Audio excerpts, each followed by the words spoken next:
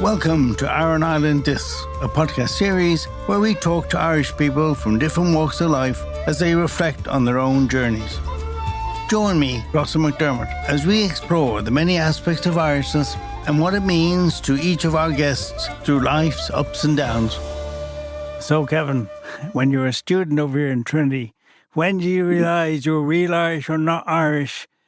There was even a difference. How did you realise that? Yeah, well, I mean, there's several experiences. The one stood out. I mean, like I said, I went over there thinking I was Irish in the context of listening to Tommy Makem and the Clancy Brothers songs. But I figured out, I was American. I figured that out. Although, obviously, with Irish grandparents, there is that. But I remember when I was a student at Trinity, I hitchhiked out to Dingle with a friend of mine named Con O'Brien. And Con wasn't a student. A lot of the Trinity students came from like the upper classes. There wouldn't be a natural affinity with me and them. But I met Con at the Lincoln, which is the pub outside the back gate of Trinity. It was a student hangout. But yeah, a Trinity student hangout. Yes, exactly. But there were other people there, obviously, and Con was one of them. We got talking. We just hit it off. And like a few weeks after we met, we somehow came to the conclusion that we both desperately wanted to go to West Kerry and specifically to the Dingle Peninsula. So we hitchhiked out. I remember our Lyft dropped us off in the middle of Ship Street and telling us the cheapest B&B was right up the road, Mrs. Murphy's, blah, blah, blah. And I remember it was pissing rain.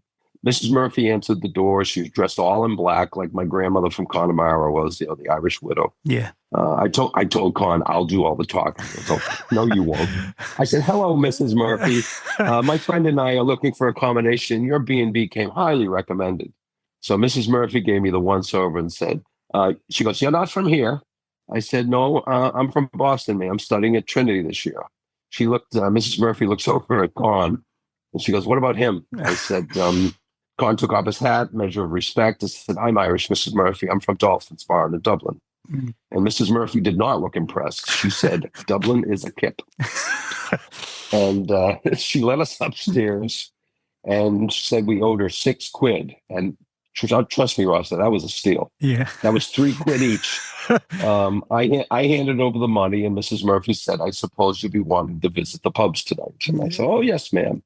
We'd like to grab a pint and something to eat, maybe. And we're not from here, so we're hoping you might be able to recommend some place.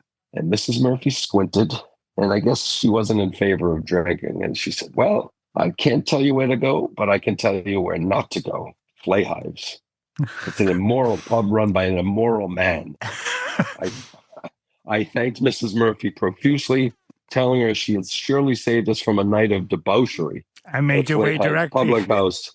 Well, Con and I left the house, walked onto the pathway, looked back to make sure she had closed the door, and then we looked at each other and both said in unison, Flay Hives. So we found the pub. It was down by the waterfront, right across from the marina. And it was one of those old-fashioned pubs with a grocery on one side and a handful of stools and a small bar on the other. Mm. And the pub was empty, not a soul. Hello, like I called out, anyone there? And at the far end of the pub, a figure leaned back, came into view in the back door. It looked like he was relieving himself on the wall out back. He goes, I'll be right with you, calls. So Jim Flayhive, the publican, comes in. He's just a big, severe man. And he found, me and Connor perched on these fairly unstable stools at the bar. What do you have? Guinness, I said. And Mr. Flayhive turned to Con, who nodded, indicating he wanted one too. So Mr. Flayhive filled each pint glass, about 3/4, put them down, settled. Then he turned his attention to us. You're not from here, he said. I'm from Boston, sir. Studying at Trinity for the year. Flayhive nodded, and he wasn't impressed. What about you? He asked Con. Dublin, Con says. Dublin's a kip. Con looked at me and said, what is going on here? Everybody's saying Dublin's a kip. He goes, where's you staying? And Flayhive asked us. And I said, Mrs. Murphy. He goes, oh, Mrs. Murphy is a good woman, a holy woman, a pious woman. She's at the mass in the morning. She's at the mass in the evening. I couldn't resist. I mean, Con was kicking me discreetly in the shin, like saying, do not say this. Do not do this, Kevin.